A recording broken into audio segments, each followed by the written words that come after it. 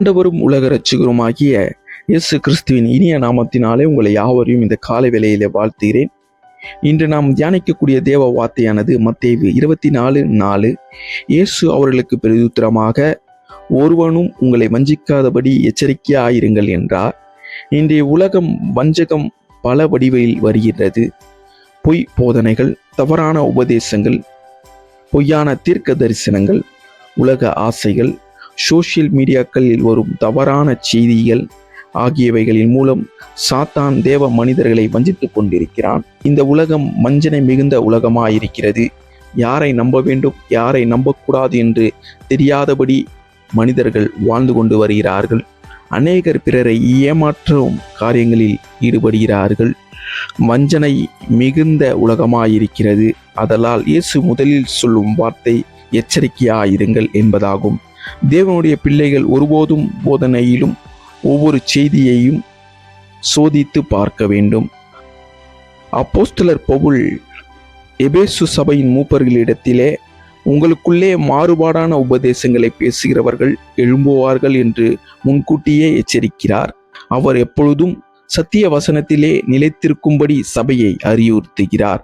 Martin Luther சபையின் தவறான போதனைகளை பரவிய காலத்தில் மனிதர்களின் கருத்துக்களை அல்ல, வேதாகமத்தின் சத்தியத்தை உயர்த்தி பிடித்தார். தேவ வார்த்தைக்காக எதிர்ப்புகளை, துன்பங்களை சந்தித்தார். சத்தியத்தை நிலைநாட்டினார். நாமும் அதே போல இந்த காலத்திலும் கொடிய வஞ்சனை உள்ள நேரங்களில் இருக்கிறோம். அதை நாம் எதிர்கொள்ள எச்சரிக்கையாய் இருக்க வேண்டும். எந்த போதனையும் வேதாகமத்தில் வெளிச்சத்தில் சோதித்து பார்க்க வேண்டும். மனிதர்களை விட கிறிஸ்துவின் வார்த்தையை நம்ப வேண்டும். தினமும் வேத வாசித்து ஜெபித்து பரிசுத்த ஆவியிலே நாம் வழிநடத்த வேண்டும். சத்தியத்தின் நிலைத்திருப்பது வஞ்சகத்தை மேற்கொள்ள முடியும். இன்று நாம் வாழும் காலம் மிகவும் எச்சரிக்கையான காலமாக இருக்கிறது. எனவே வஞ்சகத்தை பார்த்து பயப்பட வேண்டாம்.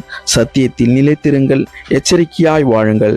தேவனுடைய வார்த்தையை நம்பு, பாதுகாப்புடனே இருப்போம். ஜெபிப்போம். ஆண்டவரே, இந்த உலகத்தில் வஞ்சனை நிறைந்த பொய்யான போதனத்தில் இருந்து எங்களை பாதுகாத்து உம்முடைய சத்தியத்தின் நிலைத்திருக்க கிருபை தாரும். எப்பொழுதும் உமது வார்த்தையின்படி வாழ எங்கள் ஞானத்தையும் பகுத்தறிவையும் அருளும். இயேசுவின் நாமத்தில் ஜெபிக்கிறோம். ஆமேன். கர்த்தர் தாமே உங்களை எச்சரிக்கையுடன் வாழ்ந்து இந்த உலகத்தில் ஒரு வெற்றியுள்ள வாழ்க்கை வாழ கிருபை செய்வாராக. God bless you.